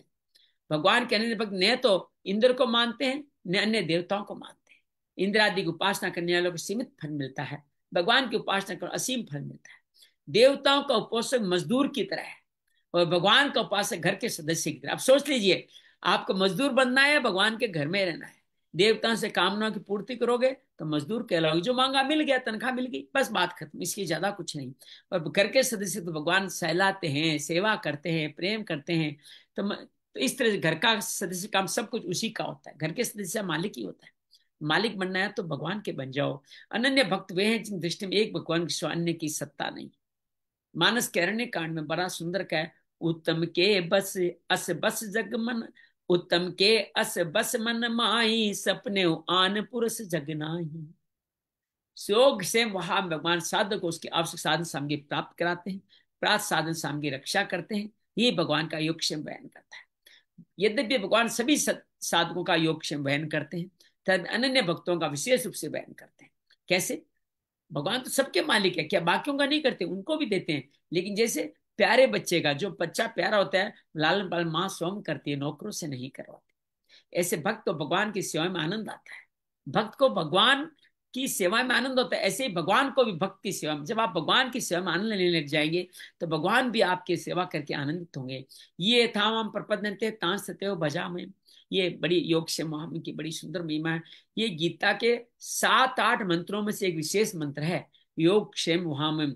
यहाँ भरकुटी पे ध्यान करके इस मंत्र का उच्चारण करें, योग क्षेम वहां में हूं, तो भगवान पे समर्पण विवेक के द्वारा जल्दी हो जाता है। पूरे श्लोक में अपनी उपासना की बात करी, अब भगवान अन्य देवताओं की उपासना की बात भी करते हैं। ये पन्य देवता भक्ता जनते सर्ध्यान विता, ते मामेव कौते जनते विधि पूर्वकम। हे कुंती नंदन, जो भक्त अश्रद्धा श्रद्धया, जो भक्त श्रद्धया अन्विता, अन्विता मतलब अश्रद्धा, श्रद्धा पूर्वक अन्विता अन्य देवताओं का पूजन करते हैं, श्रद्धा पूरी रखते हैं, वो मेरा ही पूजन करते हैं, लेकिन ये अविधि पूर्वक है, विधि के साथ नहीं करते। क्यों? देवताओं को अलग मानते हैं, मुझको अलग मानते हैं। तो ये अविधि, जैसे आपने अपने पिताजी को नहीं मांग करके माताजी से मांग लिया, तो आप पिताजी को अलग समझे, हम पिता से मांग नहीं पा रहे हो, तो माता यहाँ देवता हो गई, पिता भगवान हो गए। तो वो अविधि पूर्वक मानना है, अल्टीमेटली देना तो पिताजी नहीं है ना। वो कह रहे माँ कहेगी तो भी मैं दे दूंगा, लेकिन ये विधि पूर्वक नहीं है। विधि यही है, डायरेक्ट मुझसे मांगो। ये पुण्य देवता भक्ता जनते सर्व ज्ञान विता, देवता जिन भक्तों को सब कुछ मैं ही हूँ, सत सच्चा में समझ में नहीं आता है, उनकी श्रद्धा अन्य देवताओं पर, देवताओं श्रद्धा पूर्वक पूजन करते हैं। देवताओं से मेरे से अलग और बड़ा मानकर अपनी भी श्रद्धा भक्ति अनुसार अपने इष्ट के नियमों का धारण करते हैं। देवता की कृपा से हमें सब कुछ मिल जाएगा, ऐसा समझ के नित्य देवताओं की सेवा पूजा में लगे रहते। आज अहोई अष्टमी है। माताएं आज अपने पुत्र की स्वास्थ्य और लंबी आयु के लिए, समृद्धि के लिए माँ अहोई से प्रार्थना करती है। तो ये सब क्या है? देवताओं की पूजा है। और ऐसा सुनते देवताओं की सेवा पूजा में लग जाते हैं। ते पी माँ में वे कौन ते जनते विधि पूर्वकम, देवताओं पूजन करने वाले वास्तव मेरा पूजन करते हैं, मेरे सिवा कोई है नहीं। देवताओं को तो मैंने बनाया है, मेरे से अलग देवताओं की सत्ता नहीं है, मेरे ही स्वरूप है। उनके द्वारा किया गया देवताओं पूजन वास्तव मेरा ही पूजन है, लेकिन अविधि पूर्वक है। अविधि पूर्वक कहने का मतलब ये नहीं है पूजन सामग्री कैसी हो, मंत्र कैसे हो, पूजन कैसा हो, या विधि कैसी हो। भगवान कहते हैं देवताओं को मेरे से अलग मानना ही अविधि है। कामना के कारण ज्ञान हरा जाने से वे देवताओं के शरण होते हैं। ऐसे ही यहाँ मेरे देवताओं की अलग सत्ता मानकर जो देवताओं का पूजन करता है, यही अविधि पूर्वक भजन करना है। 7वें अध्याय में कहा कामना के कारण ज्ञान हर लिया गया, वो देवताओं शरण करते हैं। और यहाँ कहते हैं कि मेरे से अलग सत्ता मानकर भजन करना अविधि पूर्वक है। श्लोक का निष्कर्ष क्या निकला? पहला, अपने में किसी प्रकार किंचन मात्र कामना न हो, उपास में भगवत बुद्धि हो, तो अपनी भी रुचि के अनुसार किसी भी प्राणी को, मनुष्य किसी भी देवता को अपना उपास में उसकी पूजा के सब भगवान का ही पूजन हो जाएगा, फल भगवान की प्राप्ति होगी। बिना कामना के लिए किसी भी भगवान को भूज लो, किसी प्राणी मनुष्य को भज लो, भगवान को भजना हो जाएगा। कामना के साथ भजोगे तो देवताओं को भजना हो जाएगा। फिर क्या? अपने में किंचन मात्र भी कामना हो और उपाक्ष साक्षात भगवान हो, तो अर्थात ही आर्थ भक्तों की श्रेणी में जो भगवान ने उद्धार कहा है। अर्थात कामना के साथ भजना है, सिर्फ भगवान को भजो। फिर आप आर्थ बन जाओ, अर्थार्थी बन जाओ, चाहे आर्थ बन जाओ, चाहे जिज्ञासु बन जाओ। भगवान वास्तव में सब कुछ भगवान ही है। जिस किसी की उपासना की जाए, सेवा की जाए, हित किया जाए, प्रकांतर में भगवान की उपासना है। आकाश से वर्षा पानी, नदी नाला झरना, अंत में क्या होता है? समुद्र को प्राप्त होता है, क्योंकि वो जल समुद्र का ही है। ऐसे मनुष्य जिस किसी का पूजन करे, वह तत्व से भगवान का ही पूजन करता है। लोकाक्षी स्मृति में बड़ा सुंदर कहा गया है, आकाशात अपतितम तोयम यथा गच्छन्ति सागरम, सर्वदेव नमस्कार के स्वम प्रति गच्छति। सब जो समुद्र में पाया जाता है, किसी देवता का भजन करो, भगवान का ही भजन है। लाभ तो अपनी भावना के अनुसार होता है। प्रशिष्ट में भाव आया, त्रिवेद्या माम, 3 वेदों वाली विद्या। 9वें अध्याय के 20वें श्लोक में, अन्याश्चिंतो माम 22वें श्लोक में आया। और 23वें श्लोक तेपी मामे, तीनों जगह भगवान ने माम शब्द का प्रयोग किया है। सब कुछ भगवान ही, इसलिए भगवान सबको अपना स्वरूप जानते हैं। मनुष्य को कामना न हो और सब में भगवत बुद्धि हो, किसी की भी उपासना करें, भगवान की उपासना है। ऐसा नहीं आप गणेश लक्ष्मी की, हनुमान जी की, जिसमें आपकी श्रद्धा अटकती है, वहां उपासना नहीं करें। करें, लेकिन वो सब माने, वहां से कामना न मांगे, भगवान से भगवान की मुक्ति मांगे। हनुमान जी से मांगे कि जैसे आप राम जी के भक्त हो, मुझे भी भक्ति में लगा दो। माँ लक्ष्मी से मांगे, जैसे आप श्री लक्ष्मी नारायण की सेवा करें, मुझे भी राम लक्ष्मी नारायण की सेवा में लगा दो। माँ दुर्गा से कह दे, जैसे आप शंकर जी के कष्ट काटते हैं, उनको शंकर में लीन हो गई, मुझे भी उस शंकर में लीन कर दो। अर्थात सबसे भगवान को ही मांग ले, तो ये सब कुछ, सब मांगना भी सिद्ध हो जाएगा। मनुष्य में कामना नहीं हो, सब में भगवत बुद्धि हो, किसी भी उपासना करें। कामना के अलावा वह भगवान की उपासना है। निष्काम काम और भगवत बुद्धि हो जाए तो उसका पूजन अविधि पूर्वक नहीं होगा, भगवान का ही पूजन होगा। 7वें अध्याय में देव यज पद है, उसको यजंते पद से कहा गया। देवताओं पूजन करने वाला अविधि पूजन करना क्या है? इस पर ये 24 श्लोक में कहते हैं, एम ही सर्व यज्ञानाम भोक्ता च प्रभुरेव च, न तो माम अभिजानन्ति तत्वेनातस तत्वेनातस चैवन्ति ते। क्योंकि संपूर्ण योगियों का मैं क्यों हूं, मेरा को क्यों मानो, संपूर्ण योगियों का भोक्ता प्रभु स्वामी भी मैं, परंतु वो मुझे तत्व से नहीं जानते, इससे उनका पतन होता है। सबका भोक्ता स्वामी मैं हूं, मुझे नहीं जानते इसलिए पतन होता है। दूसरे अध्याय में भगवान ने कहा जो भोग और ऐश्वर्य में अत्यंत आसक्त है वो मेरे को केवल परमात्मा की तरफ चलना ऐसा निश्चय नहीं कर पाते। परमात्मा के चलने में दो बाधाएं हैं, अपने भोगों का भोक्ता माना और संग्रह का मालिक मानना। अर्थात स्वयं को योग क्षेम मान लिया आपने, जबकि योग क्षेम का पद भगवान के लिए है। इन दोनों से मनुष्य बुद्धि उल्टी हो जाती है, परमात्मा से मुक्त हो जाता है। ये बचपन में बालक माँ के बिना नहीं रह सकता। बड़ा होने पर जब उसका विवाह हो जाए तो उसी से मेरी स्त्री है ऐसा समझ जोड़ के उसका भोक्ता मालिक बच जाता है।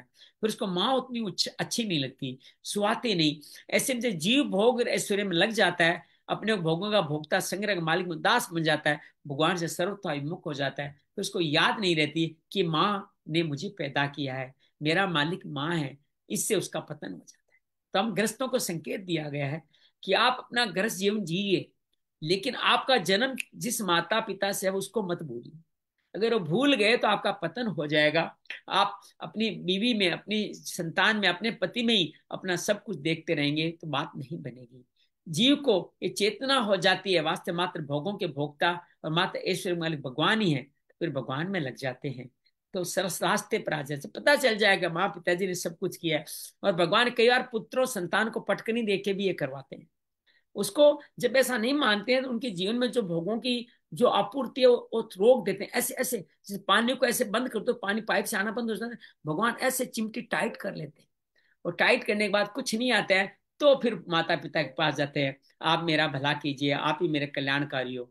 तो भगवान फिर भगवान में लग जाता है रास्ते में, फिर उसका पतन नहीं होता। एम इस सर्वे एक ज्ञानम। मैं एक और बात कहूं, आज कोई भी संतान अपने माता पिता से सब कुछ पा करके, आज माता पिता ने आपको उत्पन्न करने में अपना बहुत सारा श्रम और अपने बहुत सारे सुखों को दांव पे लगाया, उसके बावजूद जब बड़े होके बनते हो तो माता पिता के प्रति वो सहृदय भाव नहीं रखते।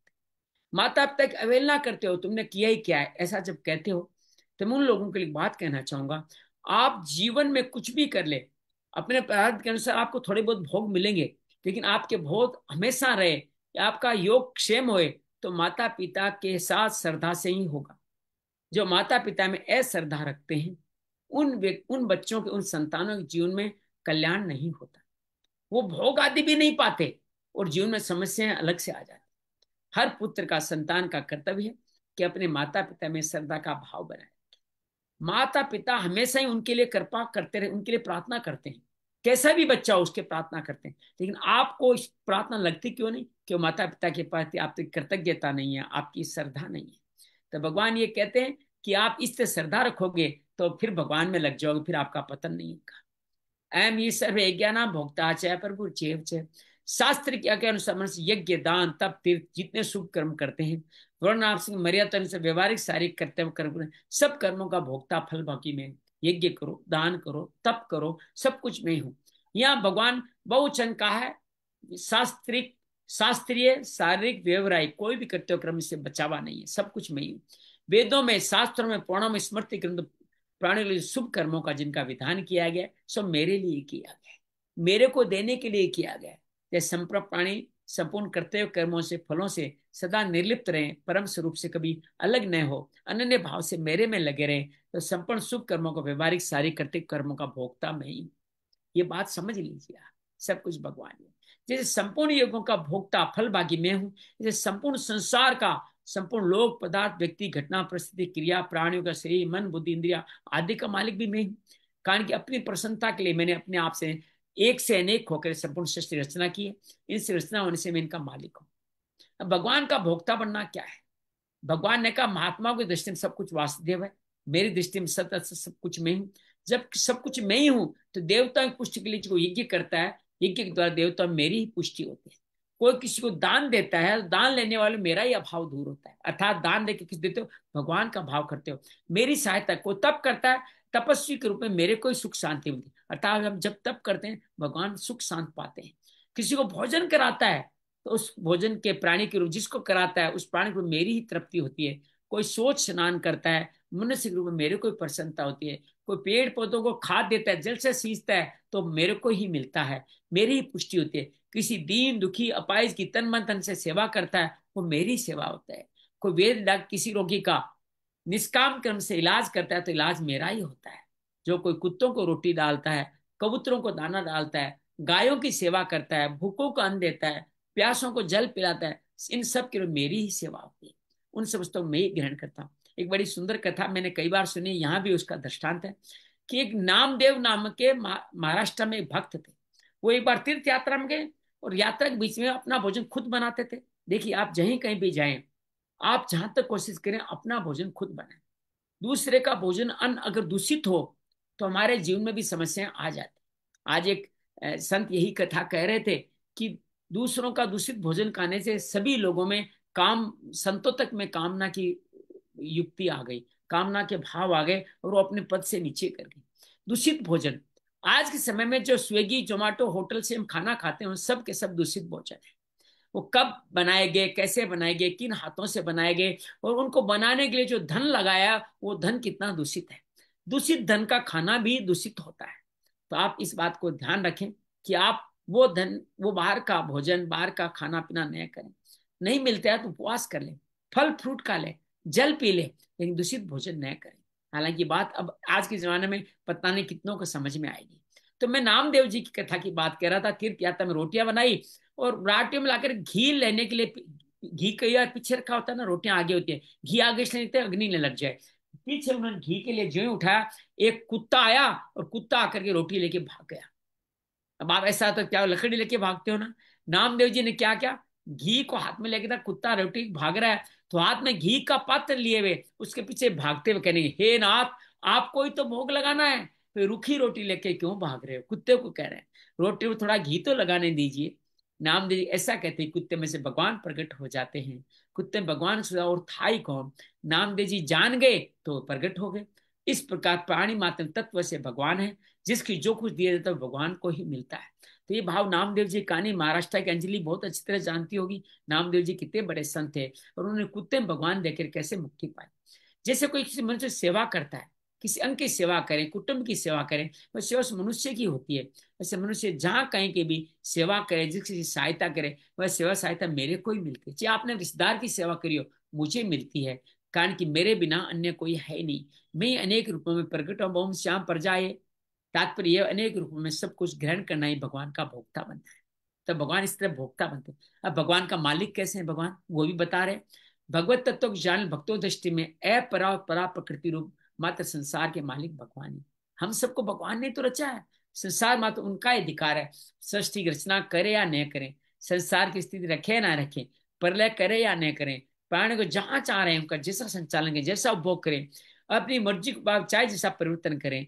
आदि मात्र परिवर्तन परिवर्तन करने भगवान को स्वतंत्रता है।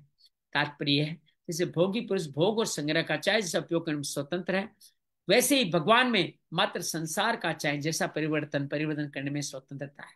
भगवान की स्वतंत्रता वास्तविक है, यही भगवान का मालिक बनता है। न तो माम अभिजानंती तत्वेनातश्चैवन्ति ते। वास्तव में सत असत जड़ चेतन सब कुछ मैं ही हूँ। अतः जो भी कर्तव्य कर्म किए जाए उन कर्मों का फलों का भोक्ता मैं ही, संपूर्ण सामग्री का मालिक मैं हूँ। पर जो मनुष्य इस तत्व को नहीं जानते वह यही समझते हैं हम जिस किसी को जो कुछ देते हैं उन प्राणियों को ही मिलता है। यज्ञ करते यज्ञ के भोक्ता देवता बनते हैं, दान देते हैं दान का भोक्ता, लेने वाले कुत्ते को रोटी देते हैं, गाय को घास देते हैं, रोटी और घास के भोक्ता कुत्ता और गाय बनते हैं। हम भोजन करते हैं, भोजन भोक्ता हम स्वयं बनते हैं, ऐसा मान लेते हैं। तात्पर्य का सब रूपों मेरे को न मान के अन्य कोई मानते हैं, इससे उनका पतन हो जाता है। नामदेव की जय कुत्ते में भगवान को माने तो भगवान वहीं प्रकट हो जाएंगे। प्रहलाद जी ने खम्भे में भगवान को देखा, भगवान वहां प्रकट हो गए।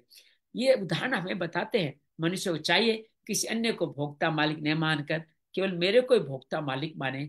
जो कुछ चीज दी जाए उसको मेरी समझ के मुझे अर्पण करें। पत्रम पुष्पम फलम तोयम त्वदेव वस्तु गोविंदम तो भयमेव समर्पये। तेरी चीज तुझे ही समर्पित कर रहा हूं, तेरा तुझको अर्पण। दूसरा भाव है कि मनुष्य में जो कुछ भोग है सब मेरा ही है।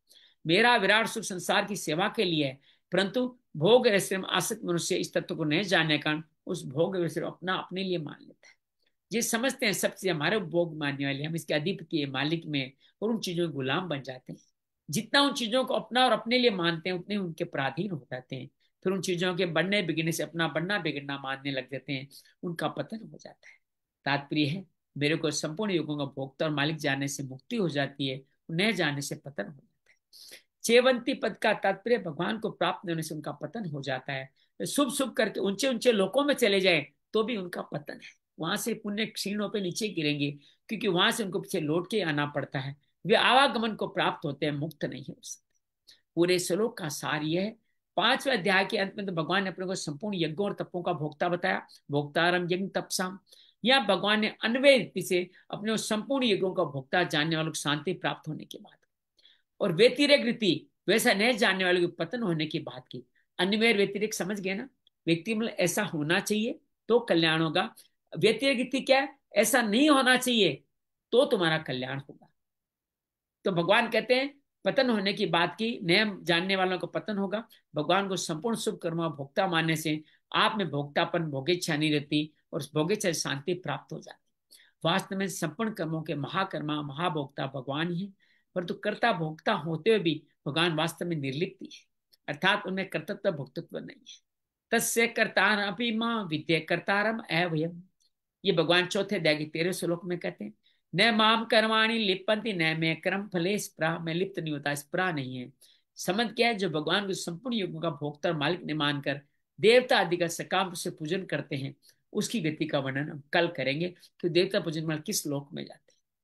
आज अंजलि पधारी है, मैं आपसे निवेदन करता हूँ। मैं समझता हूँ आप कई बार मौन रूप में रहती है, एक मात्र शक्ति को अनेक तरह के संकल्प से कार्य करने पड़ते हैं। आपसे अनुरोध करूं 22वां 23वां श्लोक 24वां श्लोक के बारे में पढ़ें और उसका भावार्थ भी हमें बताएं। जय श्री कृष्ण। एक्चुअली भैया जी काम करते करते ना मैं सुनती रहती हूँ, क्योंकि मुझे हाँ सुनना मुझे आपका पता है, सुनते हैं आप, तभी अपडेट है आप।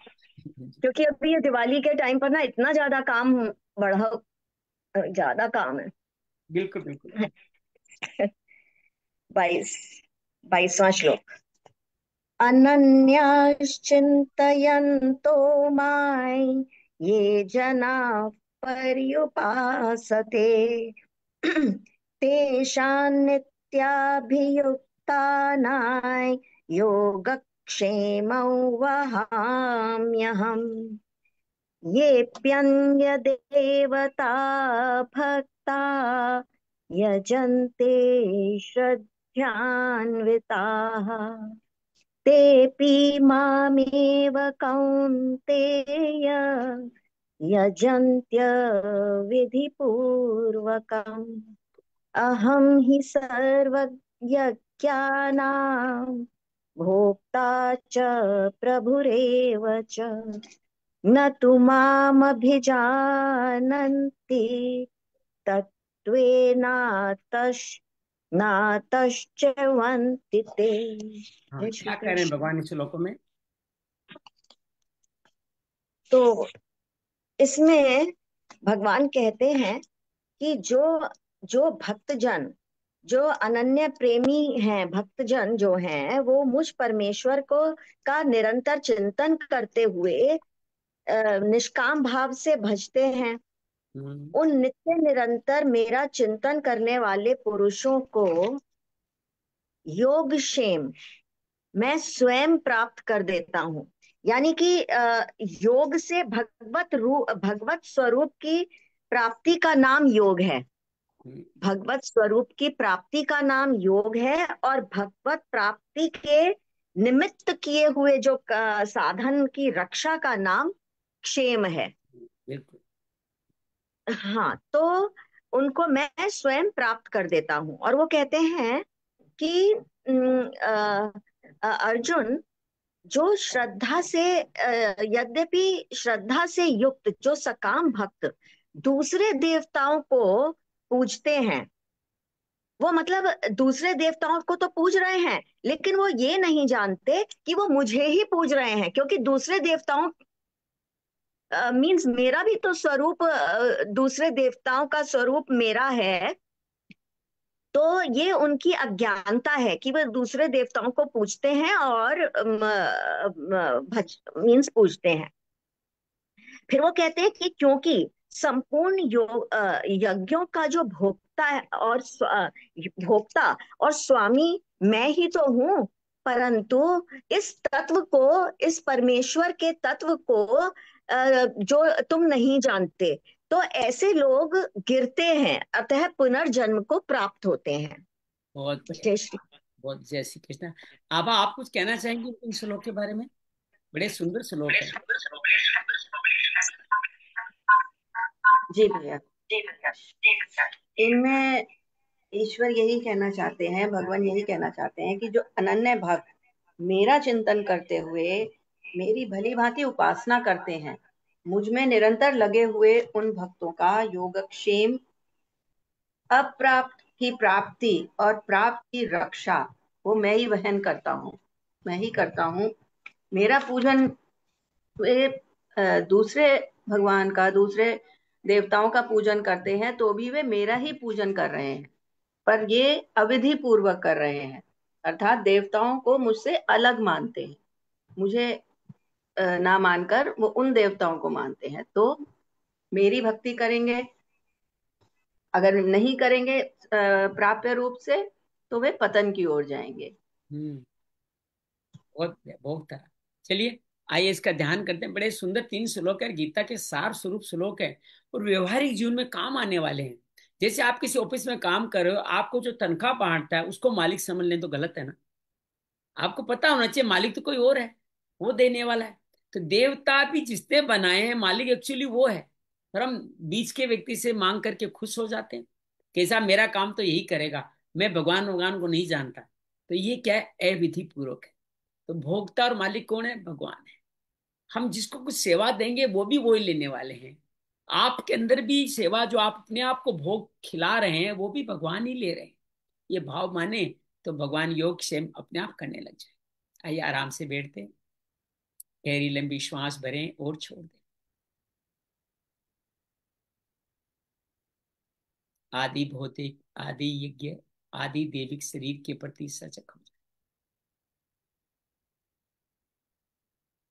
अक्षर ब्रह्म अधि यज्ञ के रूप में हम सब में विद्यमान है। वो उदासीन साक्षी भाव में हम सब के अंदर विराजित है।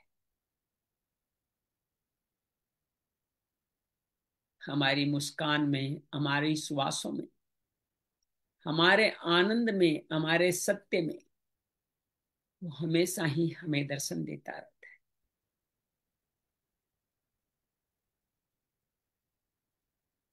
जब हम अन्य भाव से, भगवान के अलावा अन्य कोई नहीं, नित्य निरंतर कीर्तन करते हुए, नमस्कार करते हुए, दृढ़ता से उनकी उपासना करते हैं, नित्य भी युक्ता नाम, उन्हीं का नाम, उन्हीं का चिंतन और नित्य निरंतर उन्हीं की उपासना करते हैं, तो भगवान सक्रिय हो जाते हैं, सजग हो जाते हैं। भगवान भक्त का योग क्षेम की व्यवस्था करने लग जाते। सामान्य जन के हिसाब से अप्राप्य वस्तुओं की प्राप्ति और प्राप्त वस्तु सुरक्षित रहे, बनी रहे, उसको क्षेम कहा गया। हम सबको अप्राप्य क्या है? भगवान ही अप्राप्य है। भगवान का परम धाम ही अप्राप्य है। तो उसका हमें मिलन करा देना ही योग है, और फिर हमें नीचे न गिरने देना। उसी भगवत प्राप्ति के मार्ग में लगातार सतत नित्य निरंतर उपासना में अन्य भाव से लगाए रखना ही क्षेम है।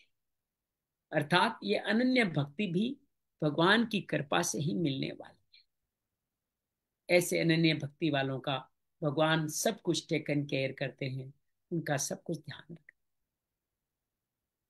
लेकिन इन भक्तों के अलावा जो भगवान की अनन्य भक्ति नहीं करके अन्य की भक्ति करते हैं, अर्थात देवता आदि से मिलकर के यज्ञ दान तप करते हुए उनसे अपनी कामनाओं की पूर्ति का फल मांगते हैं, वो एक्चुअली मुझे ही भज रहे हैं, लेकिन अविधि पूर्वक। अविधि के 2 भाव हैं, अर्थात उन देवताओं में मुझको न देखना, पहले अविधि यह है। दूसरा, कामनाओं को मांगना अविधि है। उन देवताओं में भी मुझको देख करके कामनाओं को न मांगे तो उन देवताओं को भजना भी शुभ हो जाएगा, वो भी विधि पूर्वक हो जाएगा।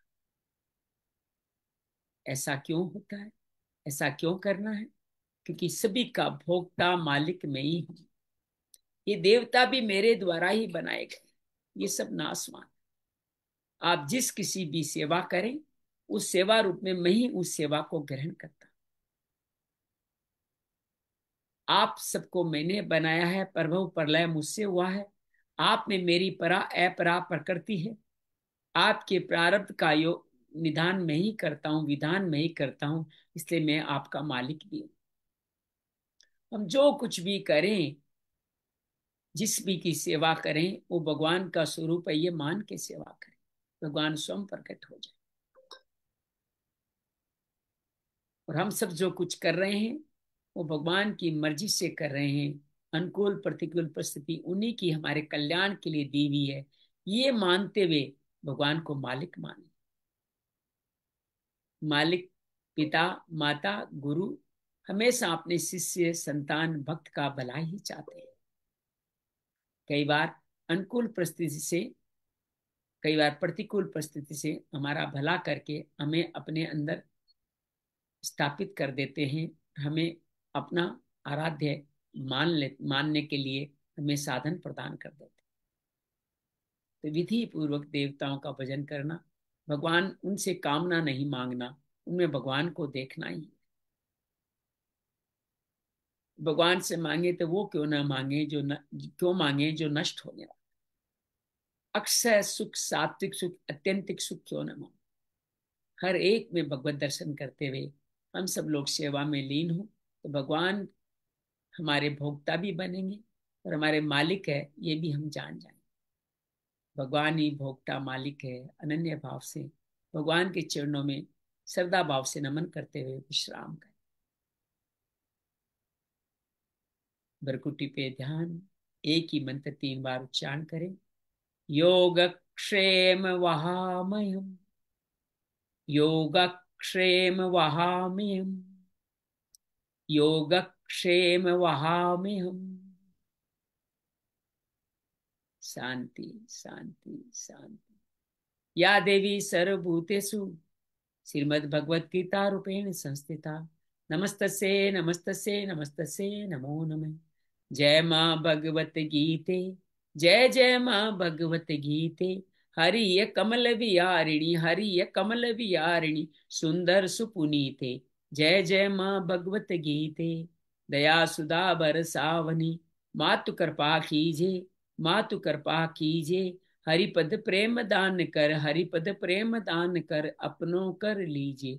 जय जय माँ भगवत गीते। योगेशम सच्चिदानंदम वासुदेव व्रज प्रियम, धर्म संस्थापकम वीरं, कृष्ण वंदे जगद्गुरु, श्री कृष्ण वंदे जगद्गुरु। शांति शांति शांति। बड़ा सुंदर योग क्षेम का अनन्य भाव का वर्णन हुआ है। आप सबके जीवन में भगवान अनन्य भाव से स्थापित हो।